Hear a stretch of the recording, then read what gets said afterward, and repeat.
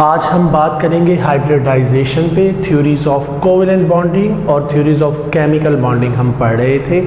हमने इससे पहले वैलेंस बॉन्ड थ्योरी को पढ़ा और वैलेंस बॉन्ड थ्योरी में और हमने बात की कि it discuss about the formation of covalent bond and covalent bond is form by sharing of orbitals when atom with half filled orbital come closer to each other, they share their orbital and form a covalent bond। और यहाँ पे हमने कहा कि half filled orbital कैसे हों, they must have opposite spin। Opposite spin के साथ हाफ फिल्ड ऑर्बिटल जब एक दूसरे के क्लोज आते हैं और ओवरलैप करते हैं तो एक कोवेलेंट बॉन्ड बनता है। ये हमने बात की थी वैलेंस बॉन्ड थ्योरी में। और वैलेंस बॉन्ड थ्योरी में हमने बात की कि वैलेंस बॉन्ड थ्योरी के मुताबिक दो टाइप के बॉन्ड हैं, sigma bond and pi bond. और वैलेंस बॉन्ड थ्योरी ने दोनों को फॉर्मेशन को एक्सप्लेन किया। Sigma bond is form by head to head overlap, बात हुई कि it is form by face to face overlap of orbitals, it is a strong bond, head to head overlap is effective. Pi bond is form by side way overlap of parallel p orbitals. फिर sigma bond की formation में sigma bond S S overlap से बन सकता है, S P overlap से बन सकता है और पी पी ओवरलैप से बन सकता है। आज हम जो टॉपिक पढ़ेंगे वो है हाइब्रिडाइजेशन। सबसे पहली बात यह है कि why we need hybridization. Hybridization का कंसेप्ट क्यों आया?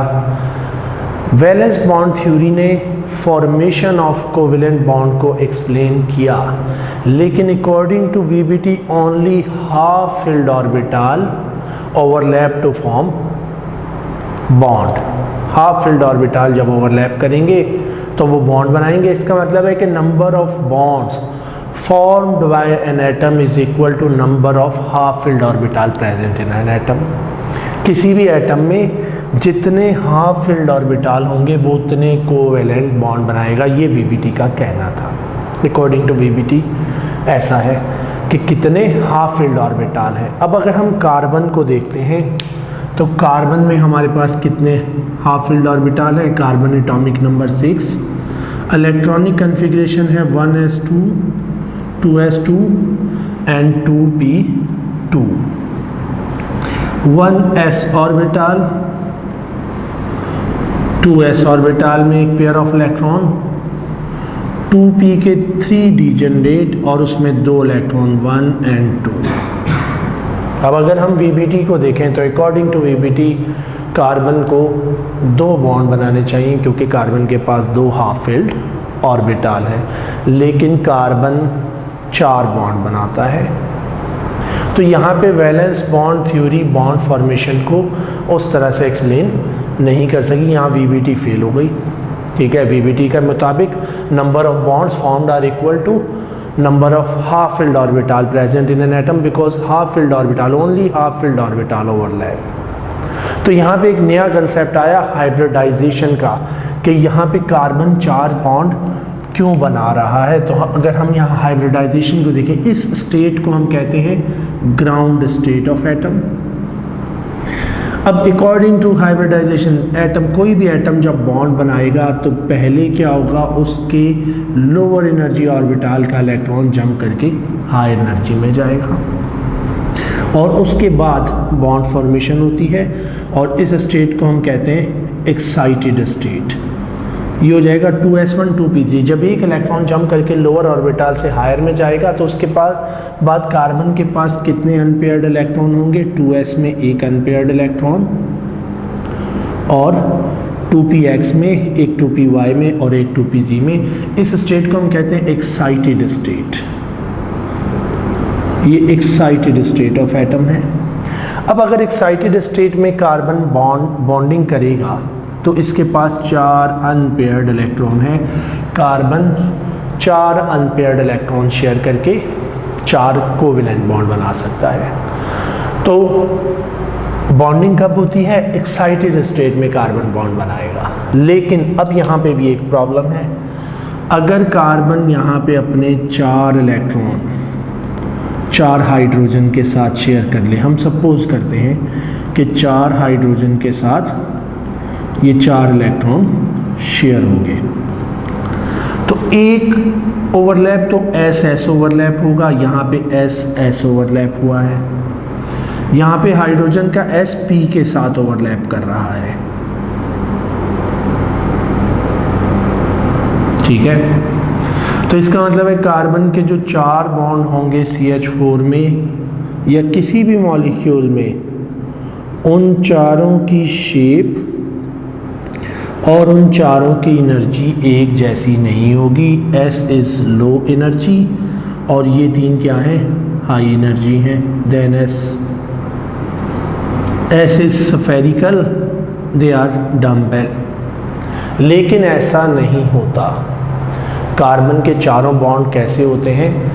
कार्बन के चारों बॉन्ड एक जैसी एनर्जी और एक जैसी बॉन्ड लेंथ, एक जैसी शेप के हैं। They have same energy and same shape. तो यहाँ पे बॉन्डिंग नहीं होगी, बल्कि होगा क्या, पहले ये जो ऑर्बिटल हैं एक्साइटेड स्टेट में, किसी भी एटम की एक्साइटेड स्टेट में जो ऑर्बिटल हैं, सबसे पहले क्या होगा, ये ऑर्बिटल आपस में मिक्स होंगे और मिक्सिंग के बाद जितने ऑर्बिटल आपस में मिक्स होंगे उतने नए ऑर्बिटल बनेंगे इक्वल एनर्जी और सेम शेप के। ये एक एस ऑर्बिटल और 3 p ऑर्बिटल आपस में इंटरमिक्स होते हैं और 4 नए डीजनरेट बनाते हैं इक्वल एनर्जी और सेम शेप के, और इन चारों के पास एक एक इलेक्ट्रॉन होता है। इन्हें हम कहते हैं अनहाइब्रिडाइज्ड ऑर्बिटल्स।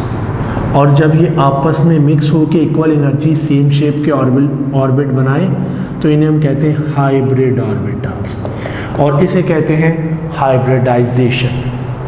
तो हाइब्रिडाइजेशन क्या है? Intermixing of orbital to generate a new orbital of equal energy and same shape is called hybridization। यहाँ पे ये different energy different shape के ऑर्बिटल आपस में मिक्स हुए और इन्होंने equal energy same shape के ऑर्बिटल बनाए। इसे हम कहेंगे हाइब्रिडाइजेशन, और बनने वाले ऑर्बिटल्स को कहेंगे हाइब्रिड ऑर्बिटल्स। तो यहाँ पे अगर हम डिफाइन करें हाइब्रिडाइजेशन तो हम कहेंगे it is intermixing of orbitals of different energy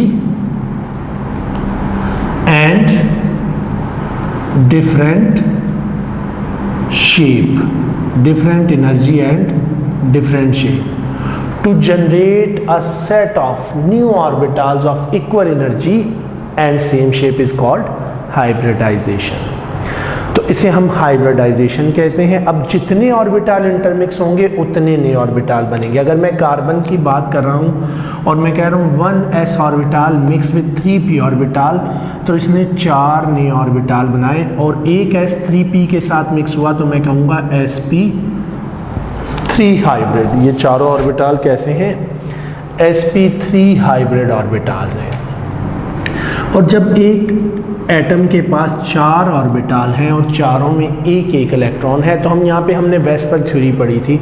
हमने कहा था इलेक्ट्रॉन वैलेंस शेल के इलेक्ट्रॉन अरेंज करते हैं अपने आप को मैक्सिमम डिस्टेंस मिनिमम रिपल्जन पे। हम वही आइडिया यहाँ अप्लाई कर लेते हैं कि 4 इलेक्ट्रॉन हैं, 4 ऑर्बिटल्स में हैं, मैक्सिमम डिस्टेंस मिनिमम रिपल्जन किस शेप में होगी? तो भाई मैक्सिमम डिस्टेंस मिनिमम रिपल्जन उस वक्त होगी जिस वक्त ये टेट्राहेड्रल शेप में होंगे।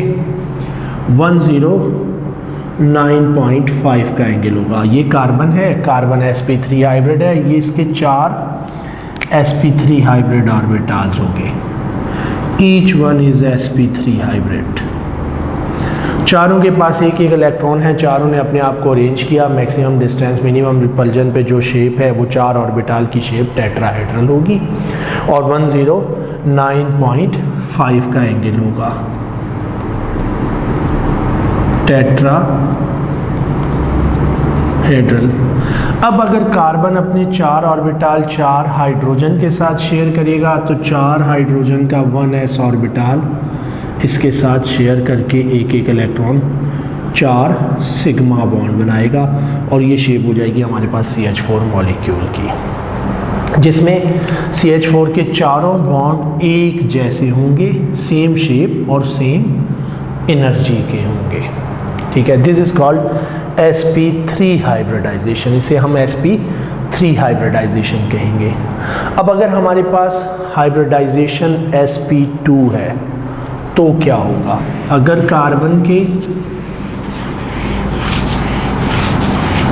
एक s ऑर्बिटल की 2 p ऑर्बिटल के साथ मिक्सिंग हो, हमारे पास कार्बन है 1s2 2s2 2p2, ये एक ग्राउंड से एक्साइटेड में चला गया, ये 2s1 2p3 है। अब एक s ऑर्बिटल के पास इलेक्ट्रॉन है, p ऑर्बिटल के 3 डीजेनरेट, तीनों में एक एक इलेक्ट्रॉन मौजूद है। अगर 1s ऑर्बिटल इंटरमिक्स करे 2p ऑर्बिटल के साथ तो कितने नए ऑर्बिटल बनाएगा? The number of orbital intermix, जितने ऑर्बिटल इंटरमिक्स होंगे they form equal number of, same number of degenerate orbital, hybrid orbitals. ठीक है, number of hybrid orbitals equal to number of unhybridized orbital intermix. एक s एक p के साथ mix होगा तो 2 बनाएगा, एक s 3 p के साथ मिक्स होगा तो 4 नहीं बनाएगा। एक s 2 p ऑर्बिटल से मिक्स हो रहा है तो ये हाइब्रिड ऑर्बिटल कितने बनाएगा? 3, 1 2 3, तीनों के पास 1 2 3 इलेक्ट्रॉन है तो यहाँ पे 3 इलेक्ट्रॉन आ गए। ठीक है, फिलिंग अकॉर्डिंग टू रूल्स होगी जो कि हमने पहले पढ़े हुए हैं। ठीक है, first they go into different orbital with same spin rather than pair in a same orbital with opposite spin। अब क्या चीज़ बच गई? एक अनहाइब्रिडाइज्ड ऑर्बिटल और उसके पास एक इलेक्ट्रॉन बच गया। अब ये 3 sp2 हाइब्रिड ऑर्बिटल होंगे, sp2 हाइब्रिड है ये। ठीक है, कैसी हाइब्रिडाइजेशन है? sp2। 3 ऑर्बिटल हैं, तीनों के पास एक एक इलेक्ट्रॉन है, तीनों इलेक्ट्रॉन एक दूसरे को रिपेल कर रहे हैं, तो शेप क्या होनी चाहिए? जहाँ पे मैक्सिमम डिस्टेंस मिनिमम रिपल्जन हो। ठीक है, तो वो शेप क्या होना चाहिए?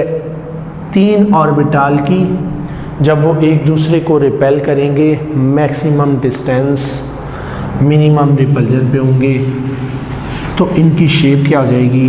They attain trigonal planar shape. sp2 hybrid orbital की शेप क्या होगी? Trigonal planar with 1 1 and 1 electron. ये 3 sp2 हाइब्रिड ऑर्बिटल हो जाएंगे हमारे पास।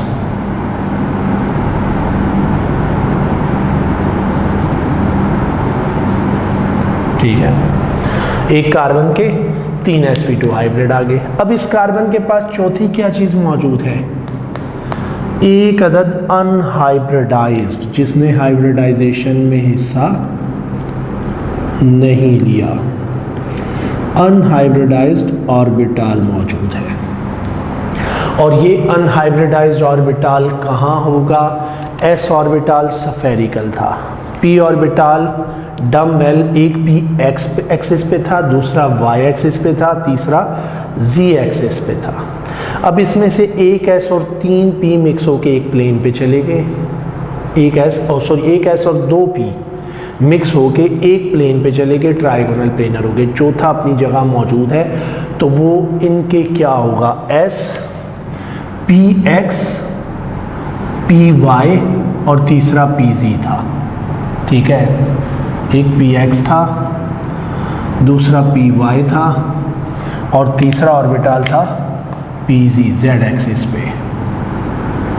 ठीक है, इसमें से s और p px py और स्फेरिकल s ये तीनों एक प्लेन पे चले गए तो चौथा जो z ऑर्बिटल था वो अपनी जगह बाकी है और वो इन तीनों के क्या होगा? परपेंडिकुलर होगा, क्योंकि ये तीनों एक दूसरे के परपेंडिकुलर थे। px px py और ये pz था, तो ये एक दूसरे के परपेंडिकुलर थे। जब दो एक प्लेन पे चले गए तो तीसरा अपनी जगह मौजूद है, तो वो इन सब के परपेंडिकुलर होगा। इसका मतलब है यहाँ पे एक अदद इसके परपेंडिकुलर अनहाइब्रिडाइज्ड ऑर्बिटल है। मैं उसे ड्रॉ कर देता हूँ कुछ इस तरह से। ये आ गया इसका अनहाइब्रिडाइज्ड p ऑर्बिटल। अब अगर ये कार्बन बॉन्ड बनाएगा और ये दूसरे कार्बन के साथ बॉन्ड बनाता है और दूसरा कार्बन भी sp2 हाइब्रिड है, तो उसके trigonal planar sp2 hybrid orbitals के साथ इसने एक सिग्मा बॉन्ड बनाया। ठीक है, इसके पास भी एक अनहाइब्रिडाइज्ड p ऑर्बिटल मौजूद है। ठीक है, ये ऑर्बिटल हाइब्रिड ऑर्बिटल दूसरे किसी भी एटम के साथ यहाँ मैं हाइड्रोजन अटैच कर देता हूँ, सिग्मा बॉन्ड बनाएंगे बाय शेयरिंग ऑफ 1 इलेक्ट्रॉन। अगर यहाँ पे ये 4 सिग्मा बॉन्ड बने विद हाइड्रोजन, तो बाकी क्या बचे, ये 2 ऑर्बिटल जो कि इन तीनों के परपेंडिकुलर मौजूद है और ये आपस में ओवरलैप करेंगे। कैसा ओवरलैप? Side way overlap. और ये क्या बनाएंगे? They form pi bond. तो यहाँ से पाई बॉन्ड बनेगा। हमारे पास ये स्ट्रक्चर हो जाएगा किसका? इथीन का। 1s orbital mix with 2p orbital and generate a set of 3 new orbital of equal energy and same shape is called sp2 hybridization। अब sp2 hybridization में एंगल कितना हो जाएगा? 120 का sp2 हाइब्रिड ऑर्बिटल में, और ज्योमेट्री क्या होगी? Trigonal planar geometry. सिमिलरली अगर हम इथाइन पे आएंगे या sp हाइब्रिडाइजेशन पे आएंगे तो 1s ऑर्बिटल 1p ऑर्बिटल के साथ मिक्स होगा, 2 नए हाइब्रिड ऑर्बिटल बनाएगा और 2 अनहाइब्रिडाइज्ड ऑर्बिटल बचेंगे, और वो दोनों एक दूसरे के परपेंडिकुलर होंगे और नेबरिंग एटम के अनहाइब्रिडाइज्ड ऑर्बिटल के पैरेलल होंगे। तो ये आपस में 2 पाई बॉन्ड बनाएंगे इन केस ऑफ इथाइन। अगर हमारे पास इथाइन है, carbon to carbon triple bond है, तो वहाँ पे 2 पाई बॉन्ड बन जाएंगे। It is called hybridization. ये हमारे पास हाइब्रिडाइजेशन का कंसेप्ट था। हमने मुख्तसर सी बात की कि व्हाट इज़ हाइब्रिडाइजेशन और हाइब्रिडाइजेशन की ज़रूरत क्यों पेश आई, हाइब्रिडाइजेशन हम किसे कहते हैं, हाइब्रिडाइजेशन में क्या होता है। अब एक शॉर्टकट टेक्निक है, हम किसी भी एटम की हाइब्रिडाइजेशन मालूम करना चाहते हैं तो उसका सिंपल तरीका है count the number of bonds. Number of bond count करने। आप ये चाहते हैं कि आपको किसी एटम की हाइब्रिडाइजेशन, कोई क्वेश्चन है आपसे पूछा जाए what is the hybridization of each atom present in a molecule. मैं कुछ एग्जांपल्स लिख रहा हूँ।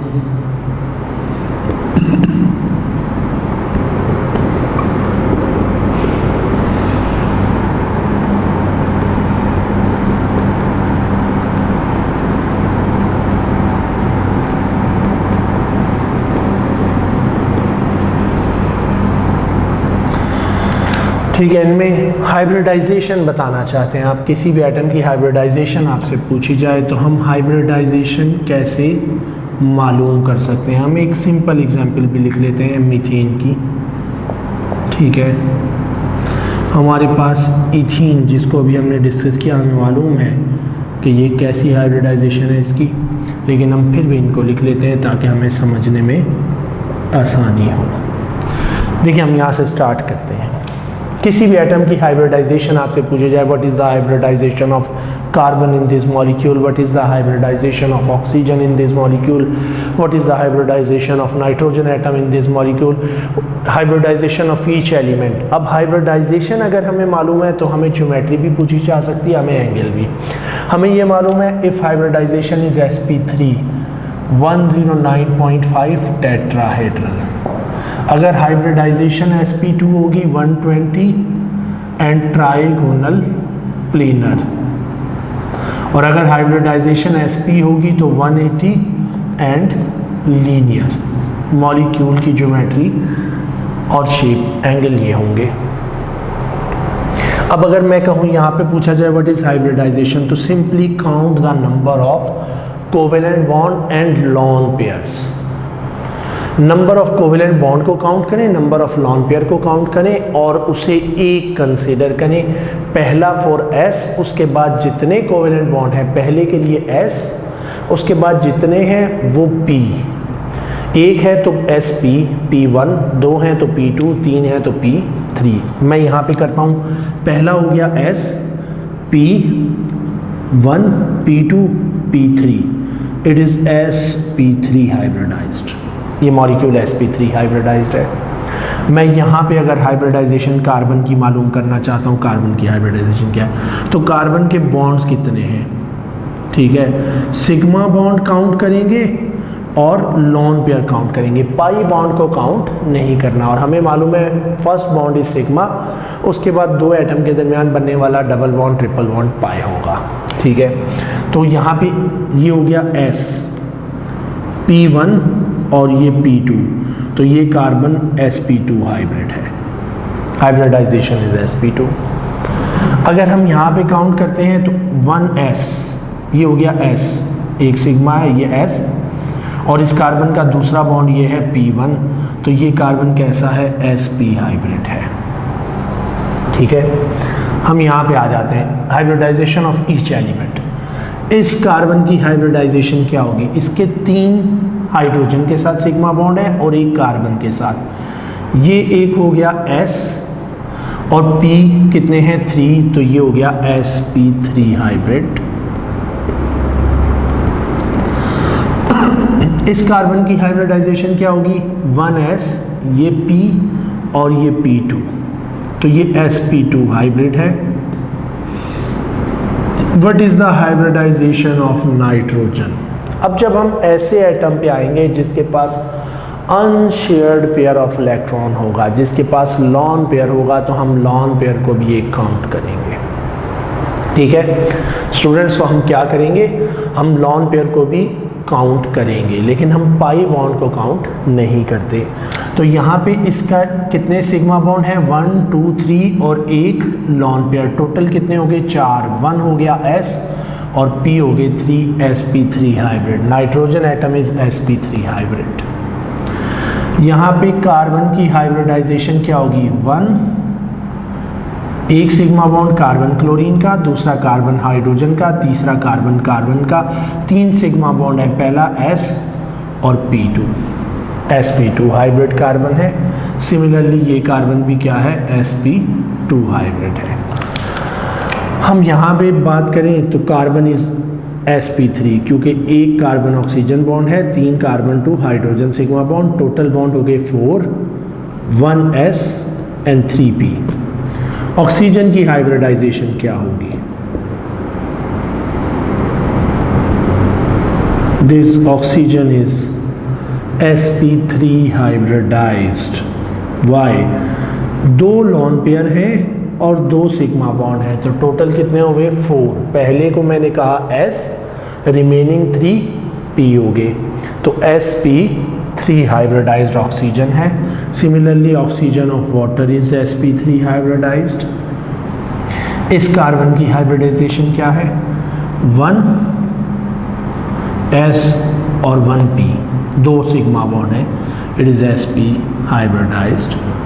तो हम किसी भी मॉलिक्यूल की हाइब्रिडाइजेशन बता सकते हैं bye counting number of sigma bonds and lone pair. हम सिग्मा बॉन्ड और लॉन पेयर काउंट कर लें, हमें मालूम हो जाएगा कि इसकी हाइब्रिडाइजेशन क्या है।